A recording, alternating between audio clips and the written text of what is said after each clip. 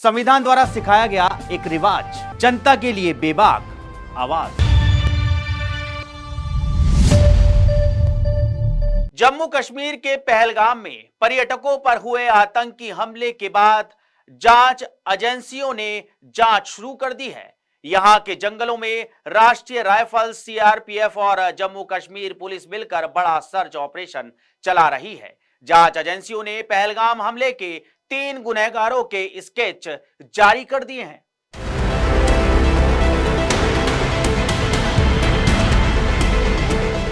हमले के बाद आतंकियों की एक फोटो भी सामने आई है, जिसमें वो हथियारों के साथ दिख रहे हैं। राष्ट्रीय जांच एजेंसी यानी NIA हमले की जांच कर रही है। इसकी एक टीम श्रीनगर पहुंच भी गई है। शुरुआती जांच में ये बात सामने आई है कि इन आतंकवादियों की कोशिश कई विदेशी पर्यटकों की भी हत्या करनी थी। दावा किया जा रहा है कि आतंकवादी मुजफ्फराबाद और कराची से लगातार संपर्क में थे। इस बीच जांच एजेंसियों ने 3 आतंकवादियों के स्केच जारी किए हैं। इन हमलावरों में 2 स्थानीय आतंकी बताए जा रहे हैं। दावा किया जा रहा है कि ये आतंकवादी सेना की ड्रेस में पहलगाम पहुंचे थे। जांच एजेंसियों ने चश्मदीदों से बातचीत के आधार पर ये स्केच जारी किया है। इन आतंकवादियों के नाम हैं आसिफ फौजी, सुलेमान शाह और अबू तलहा। आतंकी हमले के बाद केंद्रीय गृह मंत्री अमित शाह ने केंद्र शासित प्रदेश जम्मू कश्मीर का दौरा किया। श्रीनगर के बाद अमित शाह पहलगाम भी गए और घटना स्थल का दौरा भी किया। मृतकों को श्रद्धांजलि देने के बाद गृह मंत्री शाह ने सोशल मीडिया एक्स पर पोस्ट करते हुए कहा, भारी मन से पहलगाम आतंकी हमले में मारे गए लोगों को श्रद्धांजलि अर्पित करता हूँ। भारत आतंक के आगे नहीं झुकेगा। इस कायराना आतंकी हमले के दोषियों को बख्शा भी नहीं जाएगा। दक्षिण कश्मीर के पहलगाम के पास मिनी स्विट्जरलैंड के नाम से चर्चित पर्यटन स्थल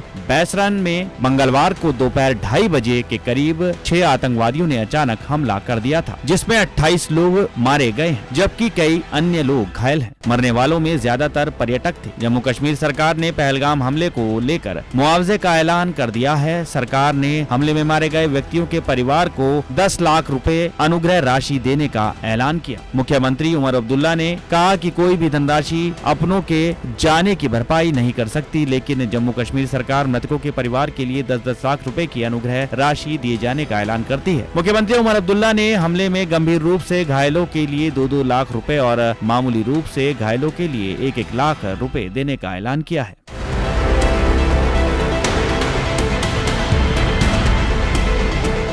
पहलगाम में आतंकी हमले के बाद पाकिस्तान बुरी तरह कांप रहा है। इस वक्त पाकिस्तान को पुलवामा हमले के बाद हुए भारतीय एक्शन की याद आ रही है, जब भारत के हवाई विमानों ने उसके क्षेत्र में घुसकर कयामत बरपाई थी।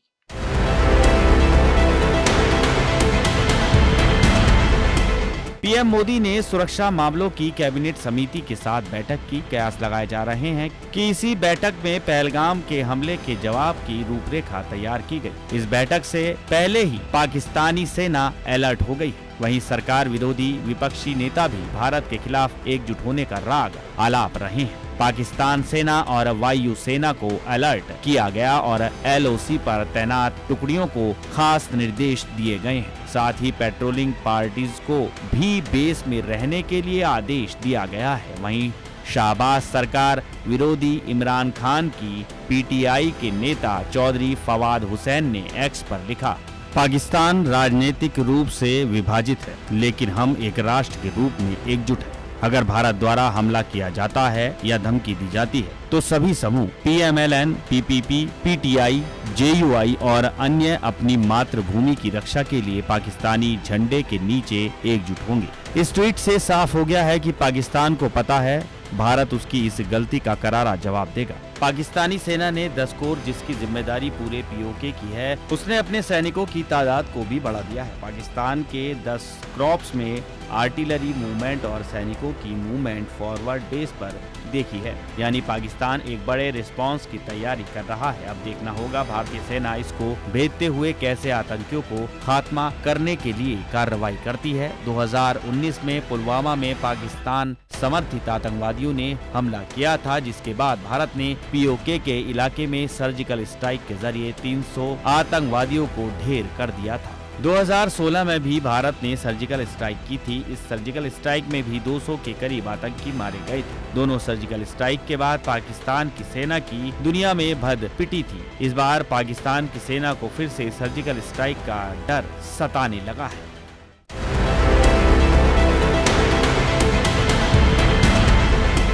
22 अप्रैल को जम्मू कश्मीर के पहलगाम में हुए आतंकी हमले ने पूरे देश को झकझोर कर रख दिया है। इस घटना में 26 लोगों की मौत हो गई है, जबकि कई लोग घायल हुए हैं। इस आतंकी हमले का शिकार ज्यादातर पर्यटक हुए हैं, जिसने पूरे देश को हिलाकर रख दिया है। अब खिलाड़ियों ने भी इस हमले की निंदा की है।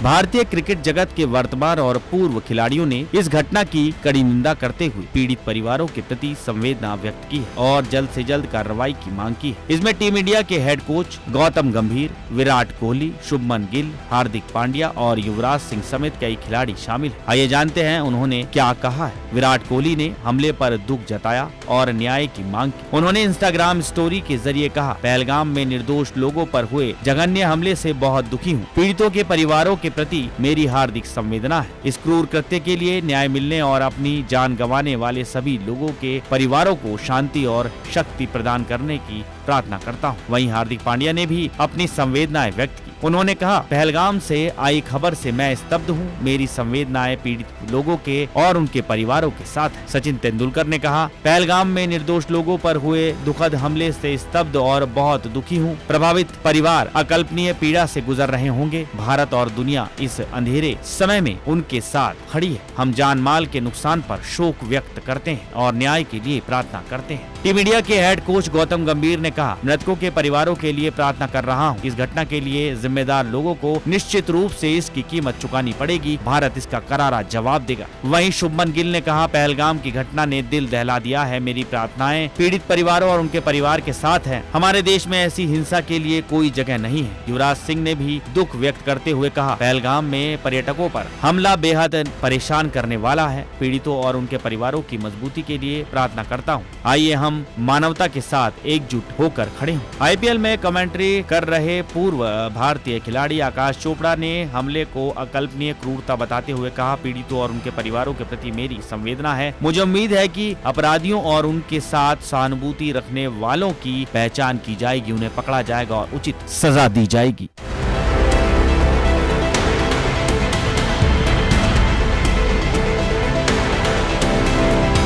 जम्मू कश्मीर के पहलगाम में पर्यटकों पर हुए आतंकी हमले से पूरा देश सन्न है और हर कोई आतंकियों को करारा जवाब देने की मांग कर रहा है। आतंकियों ने पहलगाम की बैसरन घाटी घूमने आए पर्यटकों को उनका नाम और मजहब पूछकर निशाना बनाया। ये हमला पाकिस्तान के सेना प्रमुख असीम मुनीर के उस बयान के कुछ दिन बाद हुआ जिसमें उन्होंने कश्मीर को इस्लामाबाद के गले की नस बताया था।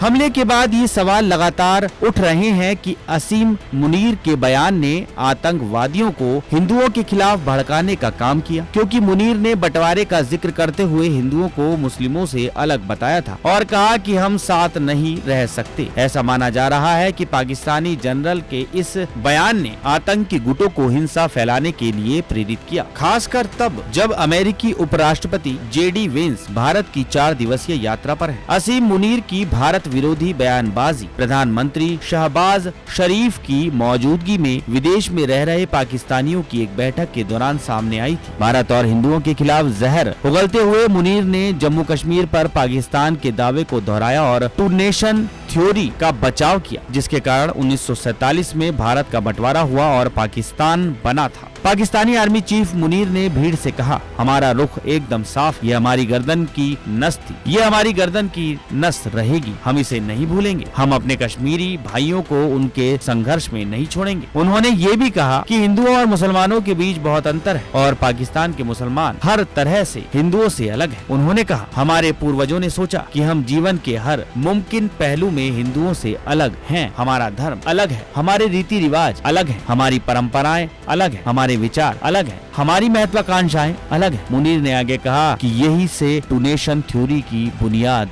रखी गई थी और हम एक नहीं दो राष्ट्र हैं। उन्होंने पाकिस्तानियों से अपील करते हुए कहा कि वो आने वाली नस्लों को पाकिस्तान की कहानी भूलने न दे। भारत ने इस बयान पर प्रतिक्रिया देते हुए कहा कि पाकिस्तान के साथ एकमात्र संबंध उस देश की ओर से अवैध रूप से कब्जाए गए क्षेत्रों को खाली करना है। विदेश मंत्रालय के प्रवक्ता रणधीर जायसवाल ने कहा, कोई विदेशी चीज कैसे हमारे गले में अटक सकती है? ये भारत का एक केंद्र शासित प्रदेश है। मुनीर का बयान पाकिस्तान की आर्थिक और राजनीतिक स्थिति की भयावह स्थिति से ध्यान हटाने की एक कोशिश थी, जिसे तब युद्ध की पुकार और देश में अशांति के बीच डर को शांत करने की हताशा के तौर पर देखा गया था, जिसके बारे में कई लोगों का कहना है कि इससे बाल्कनिस्तान की स्थिति पैदा हो सकती है। पाकिस्तान में ये भावना भी बढ़ रही है कि सेना और सत्ताधारी शक्तियों ने लोगों को निराश किया है। जानकारों का ये भी मानना है कि मुनीर का बयान भारत विरोधी आतंकवादियों को फिर से संगठित होने की अपील था। विशेष रूप से वक्फ संशोधन विधेयक के पारित होने के बाद पाकिस्तान लगातार भारत के खिलाफ जहर उगल रहा है। एक्सपर्ट का कहना है कि मुनीर का